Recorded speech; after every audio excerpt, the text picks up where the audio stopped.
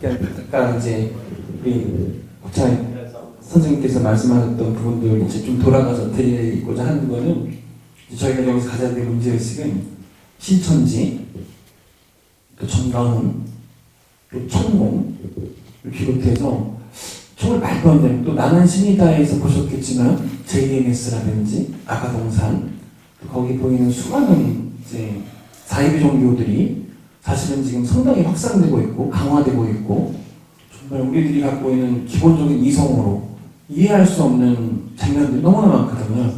일반인들, 물론 일반 시민들이 이해할 수 없는 전경환 목사의 여러 발언이라든지 또 신천지에 3년 전에 대구에서 벌어졌던 그 사건들이라든지 또 이 나는 신이다라고 하는 여기 보여졌던 이 수많은 이해할 수 없는 일들이 과연 어떻게 가능한 것인가? 사실 이게 아까 또 물어보셨던 부분이고 그럼 이런 이해할 수 없는 일들이 지금 끊임없이 강화가 되고 우리 사회를 건전하지 못하게 지금 끌고 가고 있고 또 말 그대로 천공이라고 하는 사람과 또 뭐 건진 목사를 비롯한 이런 잘못된 종교가 정치에 아주 적극적으로 개입을 하고 있고 국가 권력을 말 그대로 좀 통제하는 단위까지 가고 있는 이런 현상을 우리가 어떻게 이해하고 어떻게 바라보고 어떻게 해석하고 또 이 문제를 어떻게 극복해 나갈 것인가라고 하는 게 사실은 오늘 이 자리의 어떤 근본적인 취지가 아닐까 생각을 하거든요. 먼저 저희가 이제 학자의 입장에서 바라볼 때 일단 그리스도 교회, 개신교 또 천주교 갖고 있는 논리적인 가장 커다란 이제 함정은 뭐냐면은 그리스도 교회는 사실은 이 세계를 바라보는 입장에서 이분법적인 이제 판단들을 하게 돼요. 선과 악, 빛과 어둠, 천사와 악마, 선인과 악인. 이게 딱 이게 두 개가 있는 겁니다. 천사와 악마가 있는 겁니다. 그러니까 이제 우리들이 정가보니 천사면 문제는 악마가 되어야 되는 거예요. 너무나 쉬운 거죠. 이분법적인 논리로 한쪽을 적대화시키기에 너무나 좋은 어떤 논리적 구조를 사실은 공급하고 있는 겁니다. 근데 그 성경의 여러 말씀들이라든지 그런 논리적 구조를 적극적으로 활용해서 반대쪽에 있는 정치적인 세력들을 결집하는 오히려 그 성경이나 종교적인 여러 가지 도구들을 자기들의 어떤 목적을 위해서 사용하면서 사실은 심각한 조직적인 지속적인 가스라이팅들을 하고 있는 거죠. 사실 그 안에 인간이 가지고 있는 내면의 나약한 마음들이 그 종교에 중독되게 되고 현대사회가 사실 상당히 피곤하거든요. 우리나라 같은 경우에 지금 자살률과 자살 증가율이 지금 전 세계 1위예요. 그럼 사회적인 스트레스가 상당히 많다는 거거든요.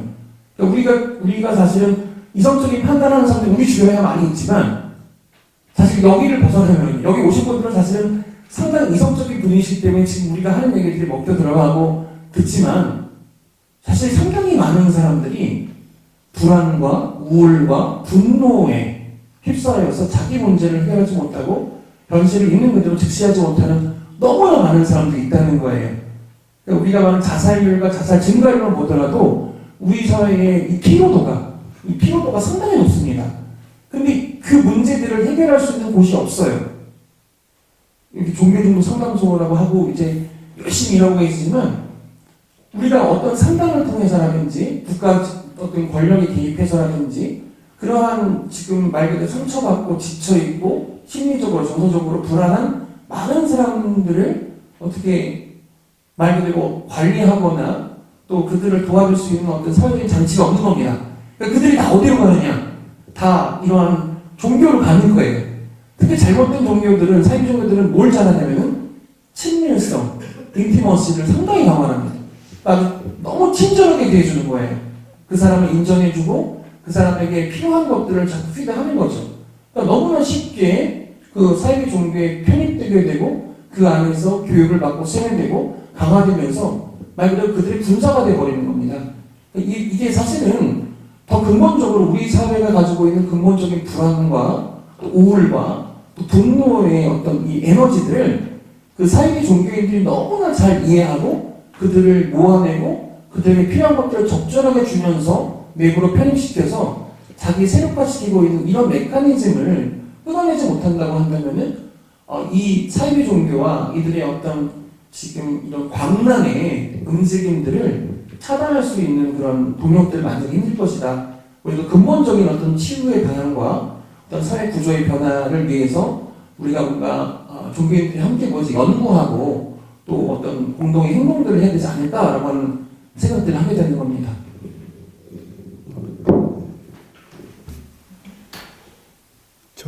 네, 마이크 받아주시죠. 근데 사이비가 그렇게 판치는 건 사실은 죄송합니다만 제도 종교랄까, 기성 종교랄까, 네. 이런 곳이 자기 역할을 못해서다라고 봐도 크게 틀리지 않은 거예요. 정확한 얘기가 지금 가령이 천주교회에서 주일미사에 참여하는 신자 수가 8%예요. 코로나 이후에. 신자 대비. 그러니까 100명이면 8명밖에 오지 않는다는 거예요. 그러니까 제도 종교가 갖고 있는 지금 위기의식은 뭐냐면은 교인들이 자꾸 빠져나간다는 거예요. 근데 그들이 왜 빠져나가는가요? 왜냐면은 종교가 이미 중산층들과 있는 사람들의 놀이터가 돼버린 거예요. 그러니까 소망교회에 소금회라는 얘기 들어보셨잖아요. 소금회가 소금회. 소망교회 금융위원회가 우리나라 은행 이자율을 결정한다는 거 아닙니까? 그렇습니까? 예, 그런 얘기들을 하죠. 이제 뭐 시쳇말로. 고소형 라인도 있어요. 예, 고소형 라인이라든지. 뭐냐면 교회가 예전에는 우리 천주교회는 가령 가톨릭 옥민회, 가톨릭 청년회, 가톨릭 빈민, 도시빈민, 천주교 도시빈민회라든지 가톨릭 수많은 가톨릭 노동자를 비롯해서 없는 사람들이 함께 모여서 연대를 했었어요. 요즘 다 싹 없어졌죠. 요즘은 가톨릭 의사회, 가톨릭 고위공직자 모임, 가톨릭 강의사회, 가톨릭 교수회. 이제는 있는 사람들의 모임들은 활성화되고 있죠. 그러나 힘없고 약한 사람들의 모임, 이전에 우리 종교에 기대어서 노동운동과 농민운동과 청년운동을 했던 그 사람들의 자취는 이제 다 사라져버립니다. 그러면 그 신학교를 다니고 뭐 성경 공부하는 사람들은 예수의 성전정화 사건을 알고 배우잖아요. 두렵지 않나요? 죄송합니다. 그러니까 예수의 성전정화 사건의 핵심 자체가 말 그대로 예루살렘 성전에서 먹고 살던 사람들을 예수님 뒤집어버린 거죠. 그러니까. 말 그대로 끈으로 채찍을 만들어서 저쪽에 패고 그리고 막 예. 욕도 더럽게 하잖아요. 그죠. 아주 지독하게 욕을 하시는 거죠. 근데 이 사건이 결국 예수의 죽음을 불러온 거죠. 결국 예수님께서 예루살렘 성전에 올라갔은 주간이 지난주 우리가 지냈던 성주간이거든요. 예루살렘에 올라가셔서 가장 먼저 했던 일이 예루살렘 성전을 뒤엎어버린 겁니다. 앞에서 장사하는 사람들을 다 쫓아내버린 거죠. 이 집은 기도하는 집이다. 하나님의 집이다. 이 집을 너희들은 강도의 소굴로 만들었다 라고 하시면서 치시는 거죠. 월화수목 수련을 당하신 겁니다. 결국 그 기득권들을 유지했던 사람들이 예수의 도전을 심각하게 받아들이고 예수를 잡지 않고서는 우리 종교를 유지할 수 없다. 말 그대로 그 예루살렘의 회당 질서를 유지할 수가 없다라고 하는 판단으로 결국 복음을 말 그대로 사용시키는 이런 어떤 어처구니 없는 일이 일어난 거죠. 그 어처구니 없는 일을 보고 그렇게 살겠다고 다짐하는 사람들이 신부 목사들 아니에요? 라고 묻는 거예요. 그 이제 끊임없이 가지고 있는 실존에 대한 고민들은 가령 저 같은 경우도 그렇습니다. 그러니까 끊임없이 가난하게 비우고 겸손하게 이렇게 살아가자라고 한 다짐을 왜 안 하겠습니까? 그러나 비우면서도 또 사람은 가지고 채우고자 하는 마음들이 생길 수가 없죠. 친절하게 또 온순하게 살아가야 된다는 마음과 다짐을 하지만 일상의 삶이 언제나 친절하거나 온순하지 또 못하죠.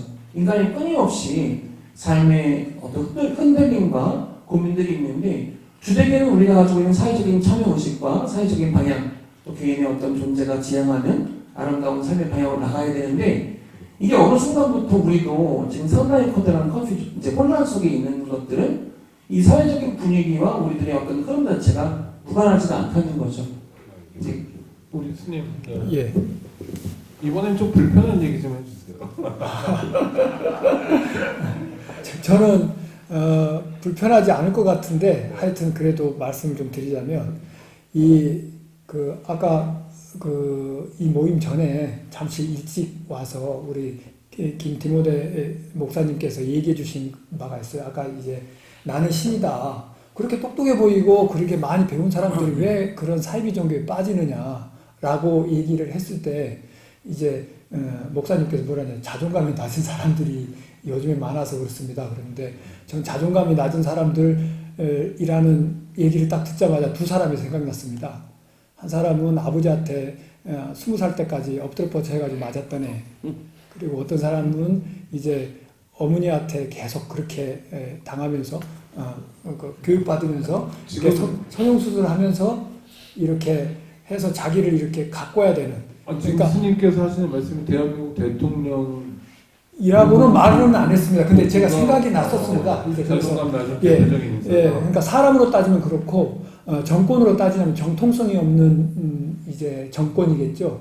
그러면 자기 자존감이 낮고 정통성이 낮은 권력이라면 항상 자기에 대한 그 불안함을 어디에서 이렇게 그 위안받고 싶어 할 겁니다. 그런데 사이비의 특징 중에 하나가 뭐냐면 그 사람에게 진실한 성직자 내지는 종교인이라면 그 사람에게 필요한 얘기를 해주지만 사이비들은 기가 막히게 그 사람이 듣고 싶어하는 말을 해줍니다. 그런데 우리의 지금 사회는 좀 신기하지 않아요? 정광훈이도 그렇고 어디 구원파도 그렇고 그 다음에 카톨릭 그리고 우리 불교 자승까지 해가지고 이런 종교 화합이 없잖아요. 근데 윤석열이가 다 가서도 전혀 엇갈리질 않잖아요. 왜 그러겠어요? 윤석열이가 믿는 거는 성경을 구약을 딸딸딸 외우는 기독교가 아니고 그리고 어머님 아버님 때부터 다녔던 절에 있는 부처님이 아니고 성모 마리아도 아니고 본인들이 추구하는 것은 물욕의 화신이기 때문입니다. 그러니까 돈을 쫓고 권력을 쫓는 사람들이기 때문에 어디 가서든지 그게 다 정광훈이가 쫓는 거나 자승이 쫓는 거나 다른 데서 쫓는 게 겹치질 않는 거예요. 그러니까 이사 보기에도 편하고 법회 보기에도 편하고 예배 보기에도 편한 거예요. 그렇기 때문에 저는 우리가 언제부턴가 현인 그러면 철학자나 그리고 종교의 지고지순한 마더 테레사 같은 분들을 떠올리는 게 아니라 저기 오마하에 있는 워렌 버핏을 떠올리잖아요. 요즘에 현인 그러면 오마하의 현인이라고 그래서 그게 신자유주의 이후에 우리가 이명박 정권 이후에 이렇게 우리가 받들어 모시고 있는 무한 경쟁 시대에 무한 자본 시대에 우리의 산물이라는 생각이 들어집니다. 그럼 제도 종교 자꾸 그런 방향으로 가면 정말 종교가 손잡아줘야 될 아까 예전 가톨릭 모습들 말씀하셨는데 그런 분들은 교회 가거나 절에 가서도 더 소외되겠네요. 그렇죠. 예, 그렇기 때문에 내쫓는 거 아닌가요? 그런 식으로? 예, 그렇기 때문에 저희 불교에서 불교 개혁 운동을 하고 우리 아까 저도 요 근래에 이제 우리 좀 들었는데 그저 목사님 하시는 이유도 교회 기존의 정치 기존의 정규 그리고 기존의 절 그리고 교회 그리고 성당에서 해주지 못하는 것들을 해줘야 된다라는 목소리들이 나올 수밖에 없는 이유인 것 같기도 합니다. 마이크 잡으신 김에 하나만 더 여쭤볼게요. 저 단순한 질문이어서 죄송한데 스님은 왜 머리를 깎으세요?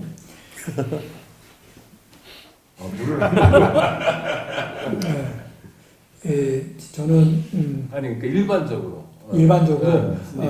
일반적으로 첫 번째는 유니폼과 유니폼보다 더 센 게 사실은 우리 신부님도 로망카라만 떼면은 신부님인지 교수님인지 구분이 잘 안 가잖아요.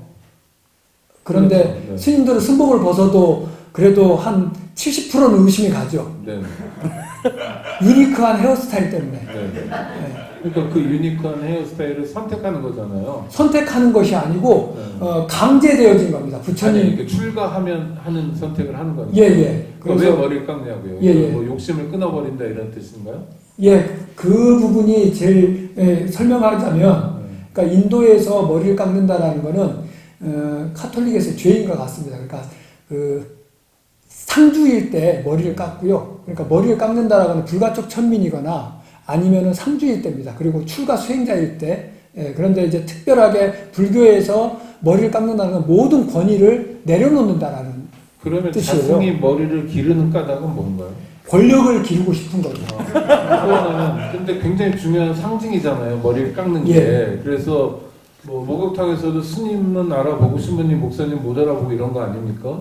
근데 지난번에 사진 보면 윤석열 씨하고 자승이 찍은 사진이 있는데 거기서 머리를 기르고 찍었어요? 그거는 어떻게 이해해야 되는 상황인가요? 아니 욕구가 그래도 사진으로 남기고 싶진 않잖아요. 그 자신의 생각을 그렇게 복잡하게 생각하려고 하시면 안 됩니다. 천공 코스프레를 하고 싶었던 거예요. 그러니까 천공의 그 영향력을 담고 싶었는데 한 몇 년 길러도 그 정도로 안 길러지는 거예요. 머리 기르는 시간이 예. 천공은 20년 길렀는데 자성은 이제 3년 됐다가 아무래도 좀 아닌 것 같다. 그럼 나는 컨셉을 바꿔야겠다 싶어서 이번에 인도에 가서 머리를 깎은 거죠. 근데 인도에서 머리를 깎기 전까지 머리 기른 걸 보면 한 우리 신부님보다도 훨씬 더 길었던 것 같아요. 그 뒤에 이렇게 삐져나온 걸 보면. 그런데 이제 그럼에도 불구하고 그게 좀 안 되겠다 싶어서 깎았던 것 같습니다.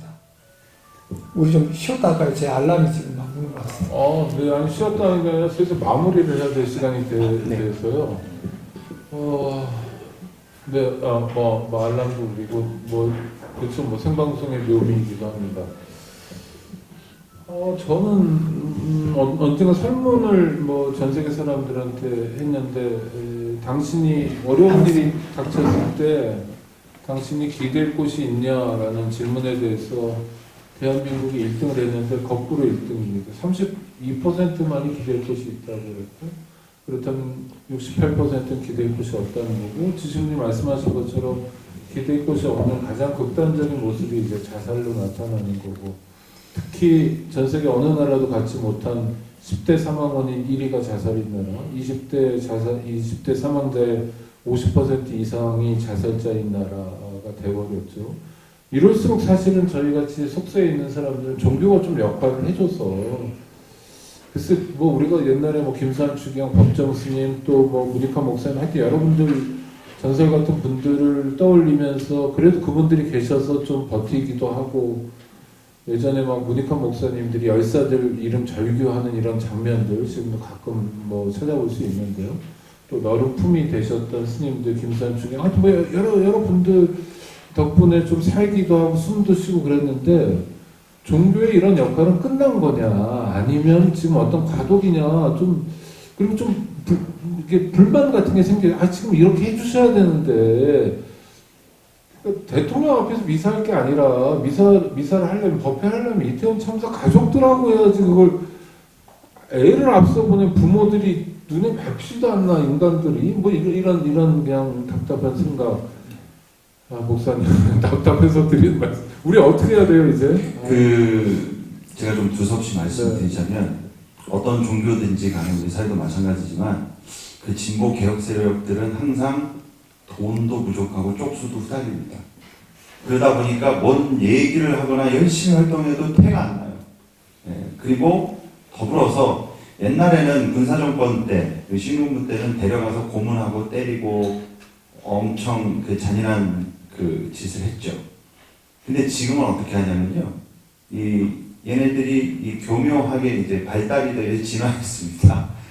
그래가지고 옛날에는 데리고 가서 협박하고 때리고 물리적 폭력을 동원했다면 지금은 소송을 통해 가지고 밥줄을 끊어놓고 언론을 동원해서 파렴치한을 만들어버려서 사회적 매장을 시켜버립니다.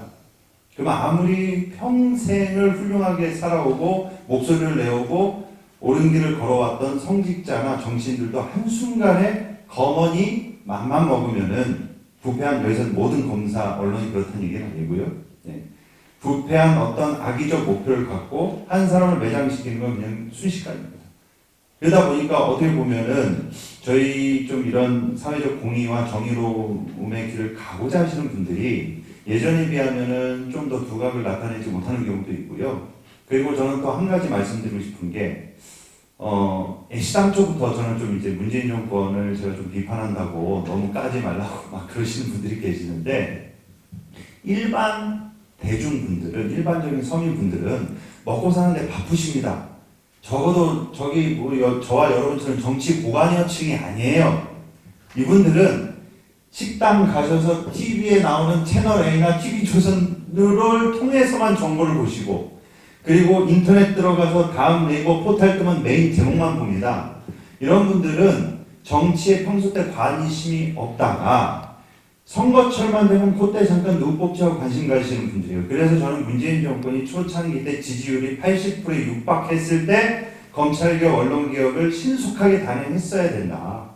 근데 그것을 너무 지지부진했고, 물론 그때 이제 180석 이상이 안 됐기 때문에 섣부르게 손대려다가 역풍 맞을 수 있어서 못했다. 또 이제 그런 분들도 계시지만, 그래서 이러한 환경 가운데 제가 가장 우려스러운 것이 뭐냐.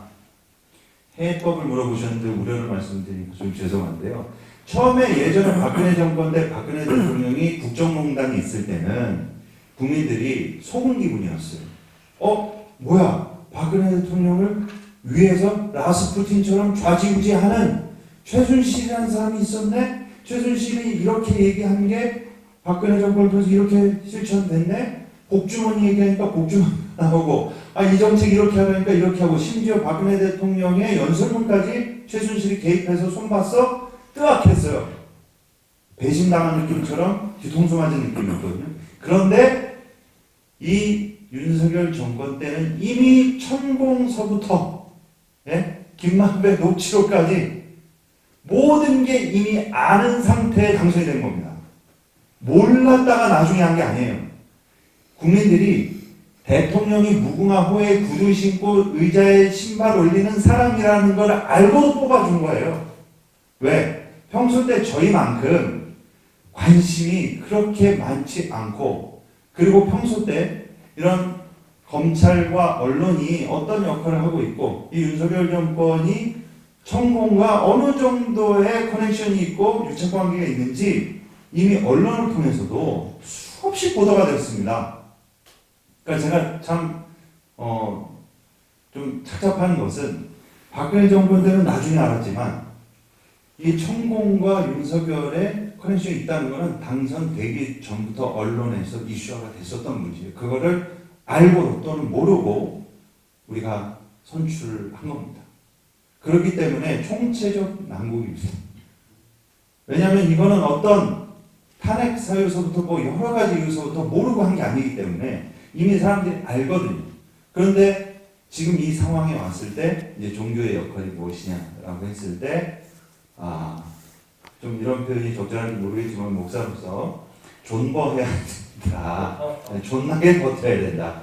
그래서 어쨌거나 우리 사회가 윤석열 정권으로 인해서 퇴보하고 있다는 그런 것을 체감하고 여러 가지 사회적 문제와 현안들에서 천공이라는 자승이라는 그리고 정광훈이라는 그리고 사이비 집단들과의 어떤 유착관계와 커넥션들을 통해서 우리 사회에 안 좋은 일들이 계속 발생하고 있지만 이것을 보고 그냥 한탄만 하고 있을 것이 아니라 각자의 자리에서 각자의 위치에서 그 예전에 DJ께서 그러셨죠.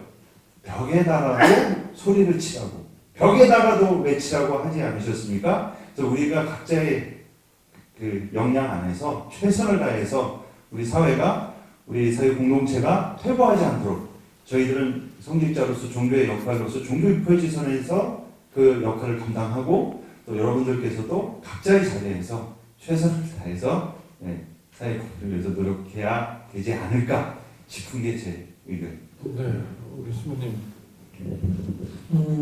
저희 교회 원로이신 함재웅 신부님이 어느 날 전화가 오셨어요. 저한테 뜬금없이 여름에 전화 오셔가지고 전도서의 말씀을 인용하신 헛되도다 세상의 모든 것들이 헛되도다라는 얘기를 갑자기 인용하시더라고요. 그 이후에 이제 벌어졌던 일이 이제 이태원 참사가 발생을 했거든요. 그래가지고 신부님께서는 노부를 이끄시고 100일 또 그 100일하는 미사에 종로에 있는 프란시스코 회관에 오셔가지고 미사를 하시고 강론도 하셨어요. 근데 제가 지금 기억에 남는 워딩은 선한 영향력입니다. 이제 이게 급하게 변할 수 있는 상황이 아니게 흘러가고 있는데 우리 주변에 있는 분들에게 우리가 선한 영향력, 작은 울림, 또 작은 떨림들 끊임없이 우리가 떨고 울면서 우리 주변에 있는 많은 분들이 서로 선하게 영향력을 주고받는 사회를 만들어가야 되겠죠. 그 선하게 살려고 하는 사람들이 함께 모여야 힘을 내는데 뿔뿔이 다 떨어져 있으면은 그분들이 내가 지금 뭘 잘못하고 있나? 내가 지금 뭐 말 그대로 어디로 가고 있나라고 하는 큰 혼란과 또 불안, 또 우울에 빠지기도 합니다.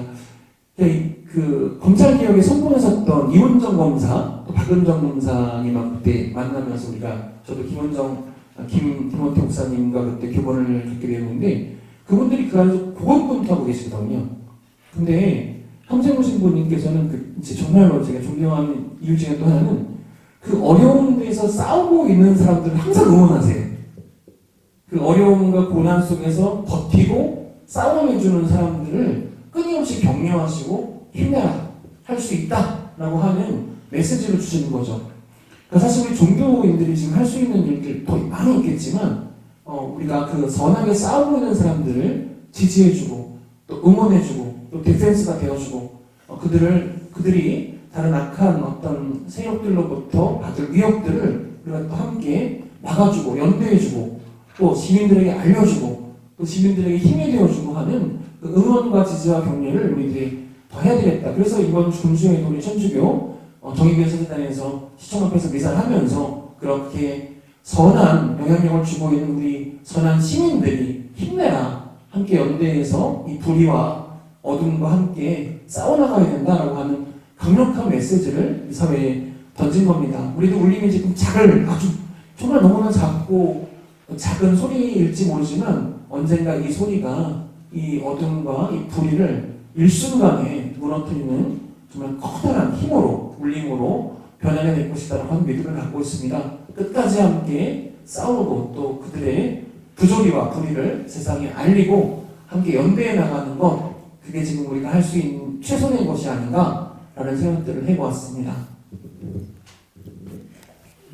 두 분께서는 많이 힘들다고 하시는데 저는 충분히 가능하다고 생각이 들어집니다. 아까 김티모데 목사님께서 얘기하셨던 대로 신발 신은 채로 그 기차 타는 윤석열이를 보면서 저는 얼마 전에 남의 집에 들어갈 때 신발 신고 들어가고 담배 끊던 연진이가 생각났습니다. 이제 그런 품위가 없는 사람들을 목사님 말씀처럼 알고도 우리가 뽑았어요. 그 이유 중에 하나는 영끌하고, 그리고 제가 아는 저의 가까운 가족입니다. 그냥 가족인데, 가족도 윤석열이 되면 좋은 점 하나가 세금을 적게 낼 거다. 서울에 아파트 하나 있는 것 때문에.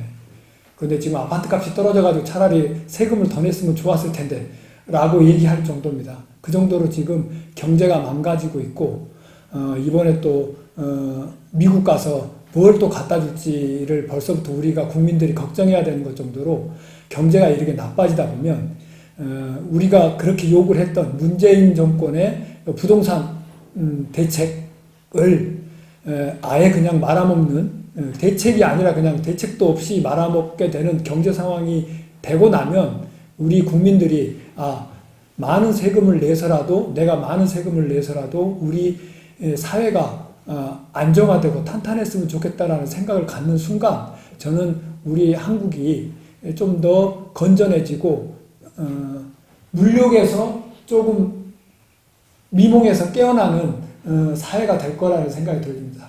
사실 우리의 공업이잖아요. 우리가 다 우리와 우리 옆에 있는 사람들이 찍어서 대통령을 만들어냈다는 것은 우리의 욕심이 투사된 거고, 그 욕심이 함채우 신부님 말씀처럼 얼마나 헛됐는지를 우리가 알고 있다면, 저들은 자기들의 계좌를 지키는 사람들인 거지 우리 서민들의 계좌를 지켜주는 사람들이 아니었구나 라는 걸 아는 순간 우리 시민들이 그들을 다시는 권력의 우리의 리더로서 뽑지 않을 거라는 생각이 좀 들어집니다. 우리가 지금 몸으로서 겪고 있고 우리 집에 들어갈 때마다 한숨 푹푹 쉬어야 되는 상황이 된 우리 신도님들이 이제서는 이제 깨닫고 있는 바라는 생각이 좀 들어져서 저는 그나마 이제는 좀 정신 차려가는 단계인 것 같아서 다행이라는 생각이 조금 들어지기도 합니다.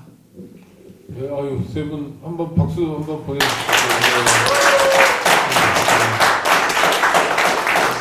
두 말씀을 듣다 보면 하여튼 윤석열 정권을 극복하는 것도 되게 중요한 과제인데 그것만은 아닌 것 같다. 이를테면 윤석열 정권이 종식되면 더러운 정교 유착은 없어지는 거냐 하면 그것도 별개의 과제인데 좀 여러 가지 숙제가 많은 것 같습니다.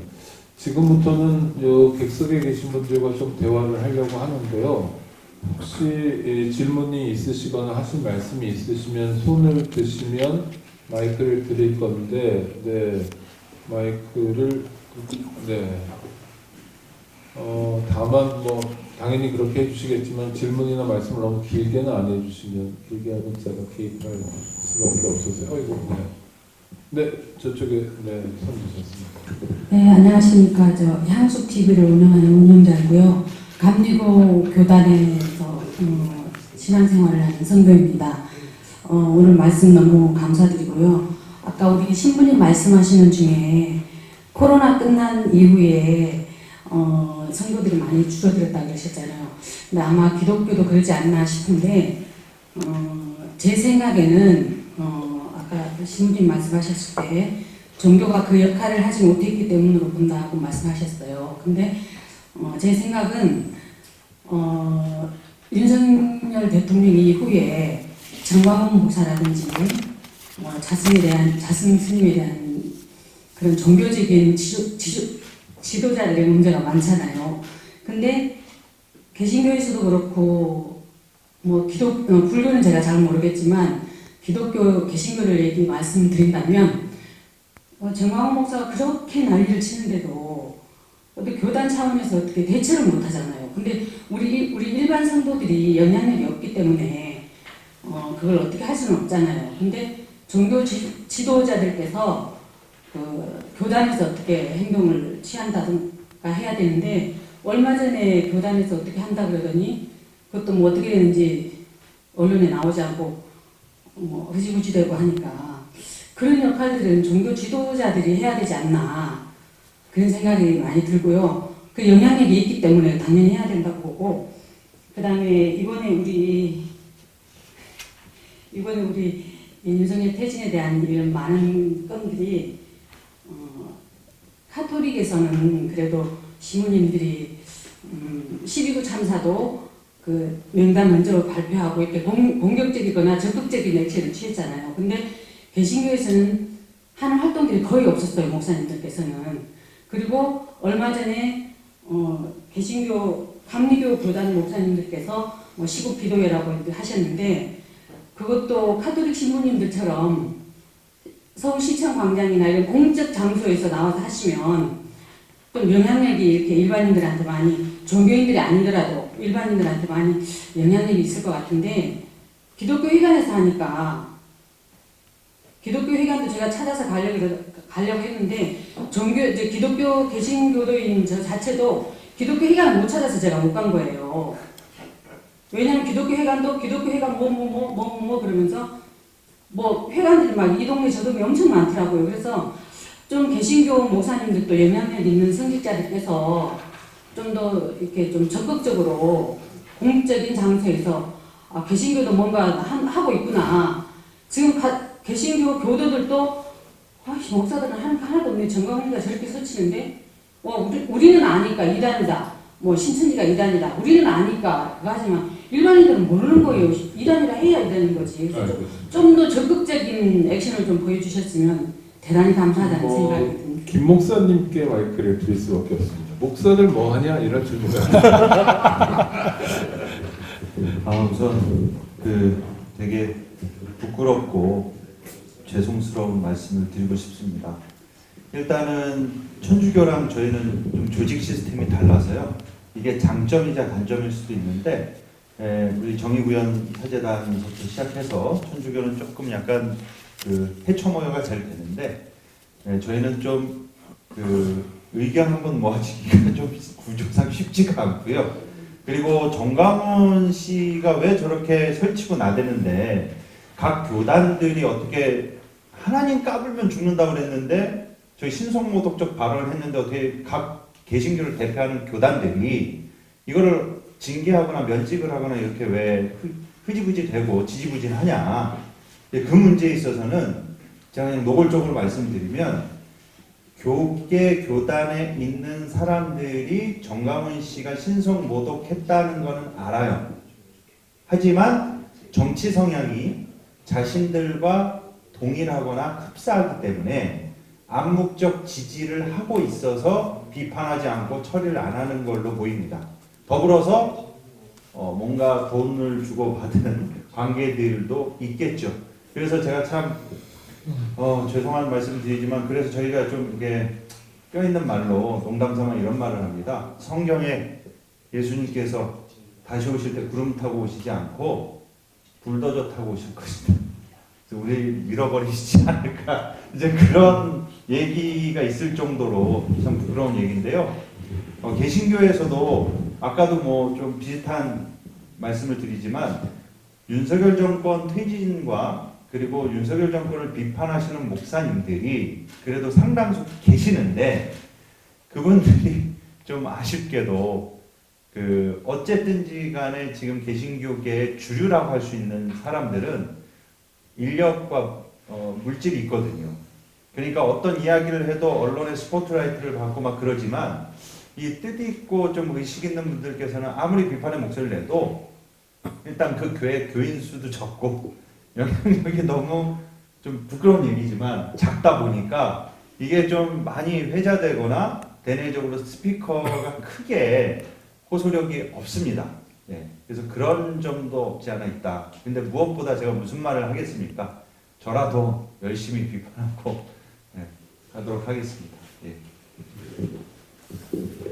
혹시 또 말씀 주실 분 계신가요? 이 종교 투명성에서 아까 말씀하셨죠, 신부님께서. 네. 일단 뭐 종교인 거세 문제 때문에 활동을 시작을 했었는데요. 이제 종교 내부의 회계 투명성, 그다음에 종교 단체에서 받고 있는 국고보조금 문제로 계속 이제 문제 제기를 하고 있습니다. 근데 일단 저는 일단 정치적 입장이 나름 중립적인 사람이다 보니까 데이터를 객관적으로 봐야 되고 그러다 보니까 그런 입장인 점은 이해를 해주실 거라 생각을 하고요. 제가 요즘 관심을 가지고 있는 부분은 뭐냐면 이제 윤석열 대통령께서 노조와의 전쟁을 선포하셨죠. 그죠? 노조의 보조금과 그 다음에 노조 기부금에 대한 회계 투명성 문제를 가지고 긁어 넘어졌는데 그래서 이제 노조에서도 지금 거기에 대해서 반발하면서 한 이야기가 있어요. 뭐라고 하냐면 왜 종교단체는 냅두고 우리만 두들겨 패느냐 이렇게 이야기를 했거든요. 그래서 되게 적절한 공격과 적절한 방어를 서로 주고받았다. 저는 그런 생각이 들거든요. 그래서 어부지리로 그냥 종교단체가 끌려오는 거 아닌가 그런 생각이 들어요. 그래서 사실상 이제 그 비영리단체들의 각종 이제 회계 투명성을 위한 장치들이 존재하고 있거든요. 현행법상 많이 존재하고 있는데 그 모든 규정에서 종교단체들이 다 예외가 되고 있어요. 그러다 보니까 아까 말씀하셨듯이 취득세 감면 문제라든가 아니면 이제 계산 서류를 공시하는 문제라든가 이런 곳에서 또 완전히 자유로운 그런 상황이고 해외 사례 미국이라든가 캐나다 같은 경우에는 종교단체들이 계산 서류를 다 공시하고 있거든요. 그러니까 그게 글로벌 스탠다드죠. 사실은 선진국의 글로벌 스탠다드인 건데 한국만 유독 약간 이제 프랑스 혁명 전에 앙시앙 레짐 같은 이상한 구시대적인 상황으로 지금 운영이 되고 있는 상황인데 그래서 총선을 앞두고 결국은 이제 어차피 회계 투명성 문제가 윤석열 정부의 아주 깊은 숙제라고 아마 생각하고 있는 것 같아요. 대통령께서도. 그래서 그 대통령에게 힘을 실어주기 위해서라도 우리 윤석열 대통령님을 위해서라도 종교단체 회계 투명성을 강화시키는 방향의 법제화를 적극 추진해서 현 정권에 적극적인 지지를 보낼 수 있는 어떤 강력한 어떤 응원들을 보내는 그런 운동들을 하실 의향이 있으신지 한번 여쭤보고 싶습니다. 네, 그러니까 오늘 우리 토크 콘서트를 하는데 안 들리시나요? 우리가 오늘 토크 콘서트를 하는데 얼핏 들으면 다 반윤 일색인 줄 알지만 지금 세무사님처럼 친윤적 관점에서도 얘기하고 있고요. 좋습니다. 우리 또 이찬수 교수님 한 말씀 하시겠어요? 저 절에 가서 절했다고 잘린 대학 교수 강남대에서 잘리셨던 분인데요. 목사님이기도 하시는. 이찬수 네. 아이고, 네. 이찬수라고 하고요. 그냥 뭐 오늘 저는 이제 불교학과 신학을 중심으로 비교하면서 종교학 한 20여 년 하다가 10여 년 전부터는 평화학으로 전향을 해서 결국은 오늘 이 주제에 가장 관심이 많은 사람 중에 한 사람입니다. 근데 사실 종교 문제 얘기 많이 하셨는데 사실 저는 종교라는 거 그렇게 기대할 것이 뭐 있나 하는 생각을 근본적으로 가지고 있습니다. 사실 종교와 종교인, 그것은 종교와 종교 아닌 것, 종교인과 비종교인의 차이는 별로 없다고 봐요. 단 하나 있다면 왜 종교인을 종교인이라고 그러냐면 자신의 삶의 경험, 자신의 삶을 현실이 아닌 다른 근원 내지는 너머의 어떤 원리로부터 자신의 삶을 재해석하게 되는 경험을 한 사람, 이 대체로 이제 종교인 범주에 드는데 그런 사람들이 모이면 조직이나 이제 그게 공동체이기도 하잖아요. 그런 개인의 경험을 서로 나누고 모방하는 사람들이 조직이나 집단이 이제 생기는 거고 실제로 운영되는 과정은 개인의 순수한 경험보다는 그 조직 중심으로 서로 것을 나누고 공유하고 확산시키는 조직 중심으로 돌아가는 현실이죠. 뭐 가령 뭐 나는 신이다 같은 뭐 사회적 종교 얘기를 한다고 해도 왜 그런 일이 벌어지지라고 밖에 사람들이 볼 때 놀라고 하지만 그 안에 사람들끼리 있으면 저기 TV에 나오는 건 좀 일탈에 가깝고 그게 우린 또 문제는 있지만 안에서 뭐 특별히 뭐 이 정도는 그냥 우리 조직을 위해서라도 적당히 타협하고 넘어가는 게 현실이죠.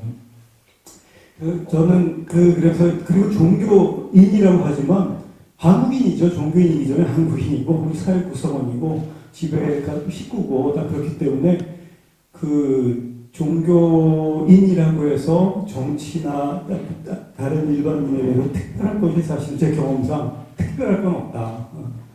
그리고 뭐 6일은 사회에서 살고 하루 교회에서 살면 사회의 영향력이 하루 교회에서 사는 것보다 6배는 더 크다. 그렇게 생각을 합니다. 이게 정치와 종교의 뭐 유착 이런 얘기 관련돼서 안타깝게 그지 없지만 그 종교랑 그럼에도 불구하고 종교랑에서도 희망을 가져요. 그러나 큰 기대는 안 합니다. 다만 여기 계신 신부님이나 목사님이나 스님과 같은 분들이 종교의 그 엘리트 말하자면 그 종교적 순수한 본연의 정신을 큰 사회적 영향력은 없지만 가지고 있는 분들이 계셔서 그게 뭐 가톨릭이다 개신교다 불교다 이름을 붙일 수 있는 거지. 그 소수의 그 순수한 본연의 정신을 유지하는 사람들로 인해서 특정 종교의 이름을 교단 이름을 붙이는 것이 가능하다고 생각하고요. 그 사람들은 훨씬 사회적 영향력, 조직이나 집단 내지는 이 사회로부터 훨씬만 영향을 받고 이렇게 사는 일반적인 사람이다.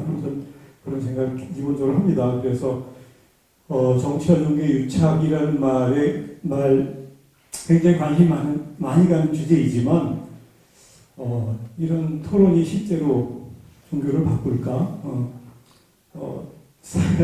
우리 정치 현실을 적어도 이제 종교를 바꿀까 하는 것은 좀 의구심이 훨씬 큽니다.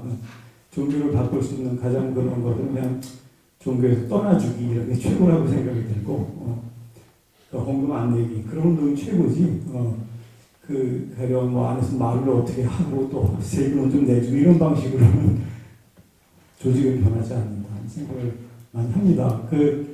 그래서 저는 이제 교단으로부터는 좀 사실 여러 걸음 떠나서 그냥 평화학을 하고 이 학문의 원리는 삶을 사는 것이 진짜 종교적 삶이다라는 생각으로 관점을 아예 전환해서 교단으로부터는 자유롭게 사는데요. 아무튼 뭐 특별히 질문은 아니었어요. 근데 아무튼 이 세 분 오늘 그 선생님들의 얘기 들으면서 그 현실의 답답한 각종 통계적 상황 이런 것도 저도 좀 익혀야 되겠고 자승이 뭐 천공이니 뭐 정광훈이니 이런 사람들의 더 세속적인 더 이해관계 얽힌 더 권력욕이 넘치는 그런 사람들을 더 이상 종교인으로 보지 말고 그냥 우리 사회에 그 종교를 이용한 그냥 사기꾼과 같은 그 정도 사람으로 보고 그냥 판단을 해야 되지 않을까. 왜 저런 사람 종교인이라 그러냐는 소모적인 논쟁 같아요. 그냥 어쨌든 저 그런 관점을 좀 더 가져서 애당초 종교로부터 떨어버리는 그런 담론들이 더 많아지면 어떨까 하는 생각도 들었습니다. 알겠습니다. 마이크 사정이 좋지 않아서 죄송합니다. 그래서 디모데 목사님은 전광훈 씨라는 표현을 반복적으로 하셨던 거구나라고 생각합니다. 시간이 대충 돼가지고요. 마무리하려고 하는데 우리 손 원장님 혹시 안내 말씀 주실 게 있으십니까? 예, 디프리 6점마다. 네, 유튜브로 참여하신 분들께는 죄송한 정보였습니다. 뒤풀이를 앞집에서 한다는 거였는데요. 혹시 세 분 중에서 뭐 한 말씀 주실 분 계십니까? 네, 진우수님께 마이크를 권하는 분위기인데요. 네. 예, 그 절에서는 죽비와 목탁이라고 하고 세상에 죽비와 목탁이 돼야 된다. 그러니까 잠들어 있는 중생들을 깨워야 된다. 그리고 아마 기독교에서는 소금과 빛과 소금이라고 하죠. 그런데 이제 적어도 목탁도 그렇고 소금도 그렇고 너무 흔하면 이게 또 병이 됩니다. 소금도 너무 많이 넣으면 짜잖아요. 이제 그런데 지금은 진짜 미몽에 들어있는 사람들에게 그리고 저렇게 권력을 폐악질을 하고 있는 사람들에게 죽비가 필요한 때인 것 같고 그리고 이렇게 썩어가고 있는 시대에는 소금이 그리고 이렇게 힘들어하는 중생들에게는 빛이 필요한 시기인 것 같다라는 생각이 듭니다. 그러나 그것이 저 사기꾼들에 의해서 이렇게 이용되는 것이 아니라 진짜 그분들에게 필요한 빛과 소금이고 그리고 죽비였으면 좋겠다라는 생각을 다시 한번 해보고 그리고 너무나 죄송하고 종교에 있는 스님으로서 너무나 죄송하고 그 역할을 제대로 못해서 죄송하다는 말씀을 다시 한번 드립니다. 예. 저부터 더 열심히 권력의 정점에 있는 그리고 악의 정점에 있는 우리 절집안의 마군이 자승을 꺾도록 노력을 더 하겠습니다. 예. 예. 선생님, 잠깐 야단법석, 1차 야단법석 잠깐 광고 좀. 예. 그래서 너무나 부럽고 그래도 고마운 분들이 계세요. 정의구현 사제단 신부님들이 먼저 깃발을 우리 절에서는 그걸 건당이라고 하는데 깃발을 세운다 그래서 깃발을 세우셨기 때문에 저희도 이제는 해야 되는가 보다라고 해서 불교 집안 내에서도 윤석열 퇴진 1차 야단법석을 5월 20일 날 광화문 시청 촛불 집회에서 하게 됩니다. 그래서 그때 오시면 진짜 필요한 것에 그리고 필요한 때에 빛을 밝힐 수 있는 우리 연등을 같이 켜주시면 얼마나 좋을까라는 말씀을 이 자리에서 드립니다. 예, 광고였습니다.